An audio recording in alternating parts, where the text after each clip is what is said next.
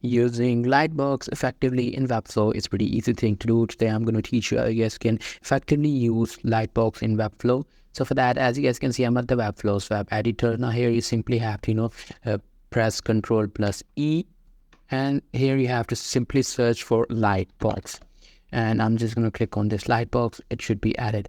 Now I'm going to click on this thumbnail again, and I'm going to click on this gear icon, and I'm going to click on this choose image. Now I'm going to select any of the random image. I'm just going to enter this image. Now after that, you simply have to go to this Lightbox link setting. If you don't know how to do that, you simply have to click on this Lightbox link, and you have to go to the settings, and in the setting you will see this media option. You simply have to click on this plus, and here you have to click on this replace image. Now here you have to enter the same image that you added, or you can add multiple image. It totally depends upon you. After that, I'm going to click on this icon. It will open up the preview mode. Now if I click on that, the Lightbox should pop up. So that's pretty much it. That's how you guys can do it. Hope you guys find this video helpful.